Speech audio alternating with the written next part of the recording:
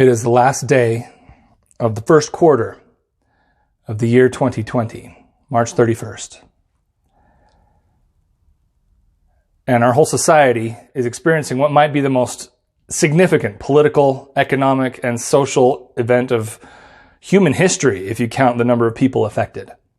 The coronavirus pandemic of 2020. Where I sit, there is a sense of eerie anticipation. A small town in one of the flyover states. And at this point, there have been explosions of this virus all over the country, all over the world.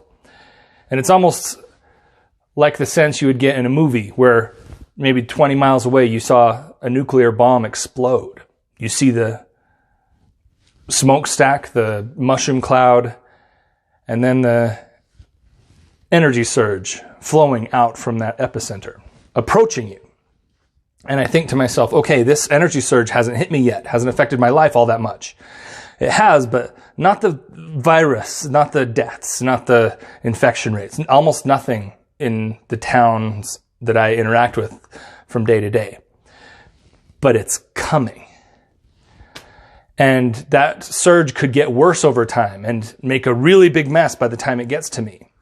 Or the virus could mutate or burn off in the summer, and that energy surge may dissipate before it arrives.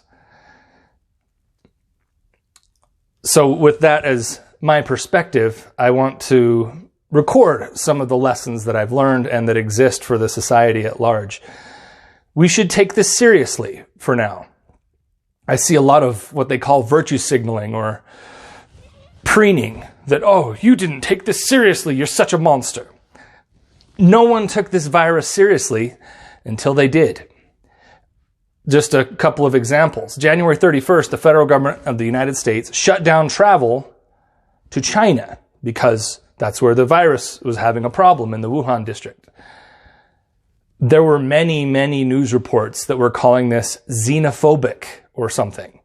So much so that the next day in Italy, Florence, the governors of the city thought it would be a good idea, because of this potential xenophobia, to have Hug a Chinese Day. They're having kind of a problem at this point. And it kind of teaches you a lesson that as a politician, regardless of what's going on, being able to virtue signal and get votes might be worth the death toll down the road. I hate to be that aggressive with them, but that's kind of what's happened. And I'm not really being aggressive with them. I'm just kind of showing the point that the concept of racism and xenophobia has made it difficult to function for governing bodies these days. In addition, the WHO, the World Health Organization, just bought whatever China fed them. The Communist Chinese Party just told them to say stuff, and they just said it and wouldn't respond to questions, even as of March. Even the governor of New York and the president of the United States, at a certain point, didn't take this virus epidemic seriously. And we should just kind of forgive everyone and realize that even when you encounter someone who still, to this day, doesn't take it seriously, teach them why they should. The death rates. Anyone who's taught a child the concept of fractions knows that if you don't have a proper denominator, your equation is pure hogwash. We don't know any of the things. What we do know is we think the virus transmits for 2 weeks without symptoms. And it's highly contagious. It's airborne on surfaces. And even though the half-life is something like 8 hours, you can find live viruses after 72 hours on certain plastics in the right conditions. So it's a scary, fast-moving virus, and the death rates, I don't know if we'll get a solid number on those, because they can't test everyone who has it, because very many people are asymptomatic, meaning they don't have any coughs, fevers, or anything like that, but they're still spreading the virus around the environment. The origin of this virus is a fascinating study. I currently believe that it is a naturally caused virus, mostly because the best joke I've read in a year talks about that. And what it says is, for those of you who don't think one person can make a difference, You've never eaten a partially cooked bat, have you? I wish I wrote that joke.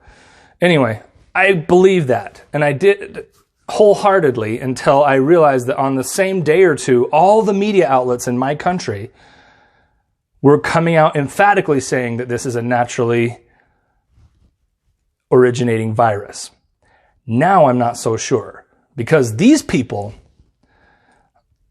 I just don't know what to believe. Maybe it might be just as likely that Jesse Smollett got together with the Covington Catholic high school boys and made this virus as a science experiment for fun. I don't know what to believe, and I wish I could trust my media outlets more, but they are absolute garbage. The only more garbage organization I can see in the world right now is the Communist Chinese Party.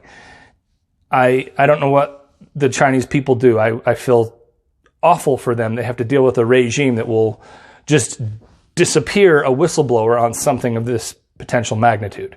They're garbage, and they have a garbage ideology, and I hope they are one of the more prominent casualties of this viral spread. In addition, I think the whole human family, particularly in the West, North America, East Asia, the wealthy countries, Europe, we're going to get a lesson in resources being not unlimited. We have pretended for a long time. We have this magic fiat currency circumstance where the government prints money and it still spends. Yay! It's not going to work, and it might crash sooner than we would like. Along this line, I want to talk about price gouging. What to say about price gouging? Ask yourself this. If you believe price gouging is a thing that the government should police, ask yourself this question. Am I willing to do something that will hurt more people than necessary to make myself feel better? That is the question with price gouging. And the straight definition of price gouging, no one really knows what it means. It's you look around, they define it as prices arbitrarily going up during a crisis or a problem, and it looks it looks bad. It looks like you're taking advantage of poor people in time of crisis. The problem with that is there are no good decisions, no good options in a crisis. All there are is costs and benefits. So when you have a group of people who want a thing and all of a sudden they want more of it collectively, the price has to match that. It's called supply and demand. You don't have to go to college to understand this. You can look it up online and understand that when demand surges, the price has to meet it, or else you're going to get what? If you don't let prices go up, there's only one option of what's going to happen. Shortages. Those are your only options. There is no good option. 100 people want a thing in a crisis. 100 people are not going to get that thing. But if you don't raise prices, only 14 or 15 people are going to get the thing, and they're going to hoard it. They're going to buy extra. And then they might try to sell it for more money. If you let the merchant raise prices to meet the demand, you're going to allow more like 40 to 60 to 70% of that 100 get access to the product or service. People are only going to consume what they want if the price is tripled or quadrupled. And that should be allowed to happen. In my state, there's a $1,000 penalty for raising prices in a crisis, which means the state of Utah has decided right now that when there really is a crisis and a problem, they're sponsoring the gas lines and the food shortages. Thank you, Salt Lake City. You're doing great by us. Now, tied to price gouging is inflation. People don't know what it is. Like back in the 70s, you read these stories of people getting frustrated with the grocery store for prices going up on a weekly basis. How could this be? Again, supply and demand is simple to understand, or once you understand supply and demand, you can understand inflation pretty simply. Same amount of products and services in the environment, and they print, let's say, $2 trillion and throw it into the environment. The prices will adjust to accommodate the extra supply of dollars. So the individual value per piece of paper or electronic bit will come down proportionally. Not immediately. That's how governments have covered. Like, oh, look at those evil businesses. No. 4 or 5 years ago, you were printing money like crazy, and now it's causing a problem. A country that I was interested in recently, Liberia in Africa. They had a big problem with Ebola. The government printed, I can't talk, I'm almost done. They printed a bunch of money and chucked it in the environment to try to solve that problem, which may have been very rational at the time. The problem is now, 5 years later, gas lines, fuel shortages, resource problems. It's because they're having inflation. And then the government, in addition, holds the prices. They call it a price fix. Oh, those businesses can't raise prices. It's the same thing as price gouging. If it's perpetual crisis, any price increase is a price gouge. So this virus thing makes me nervous because if it's a perpetual crisis for 2 years and the government's going to print $2 to $6 trillion a month and just chuck it into the economy, companies have to raise prices or else they will literally be losing to sell what they did for last month. So I don't know what I'm asking for. If you have any power in government, maybe pick up a book on economics. I know reading and governance is a little bit like oil and water, or listen to a lecture, something. Those laws have to go away. You have to understand what's going on and what we're doing. Now, before I tie this up, I want to talk about Peasants and Princesses. Where do I begin? This came up because there always have been peasants who work the land, they run their business, and then they're taxed to feed the princesses and the princesses' servants. And it's a little bit like a parasite and a host. I don't mean any personal offense to that, but that's what a government is. There's a host organism and the parasite. The parasite might be symbiotic and provide some wonderful resources, but it's still living off the resources it gets from the host organism. So our country, our states, our cities right now are telling people to stay inside. That's easy to do if you have a guaranteed check or if you're already wealthy coming to you. And the paupers, the peasants, I mean, imagine the single mom who's out of a job, doesn't have a pension or much of a savings account. Excuse me, that was a burp. And so that single mom, she's just thinking to herself, oh, how long till we can get the economy going so I can feed my kids? And then that person is being met with pure righteous indignance by some of the princesses. They're saying stuff like, how can you think about money at a time like this? You just want my mommy to die, don't you, you monster? Emphasis added by me.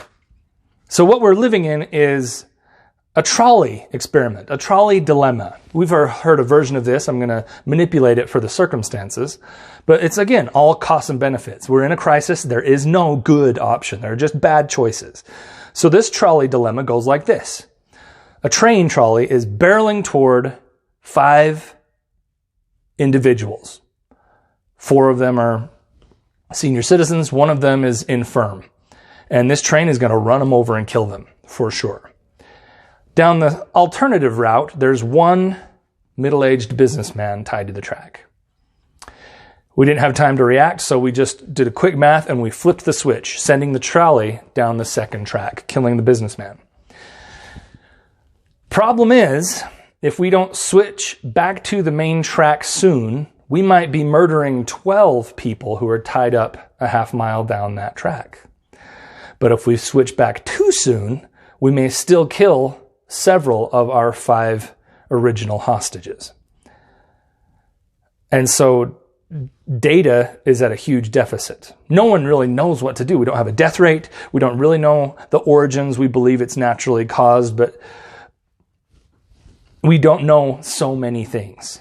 One thing we do know is it's really gross when the princesses say stuff like, I'm not a sciencey scientist, but I'm going to follow the scientist and we should stay in as long as possible. Did that check come in? Direct deposit? Okay, good. As long as possible. It's really gross. When the peasants hear that, all they can hear is wah, wah, wah, wah, wah, wah, wah, wah. Let them eat cake. So as long as we understand that, this is a difficult thing. And it's kind of like a prison. If the government puts you in a prison, they by law have to feed you and clothe you.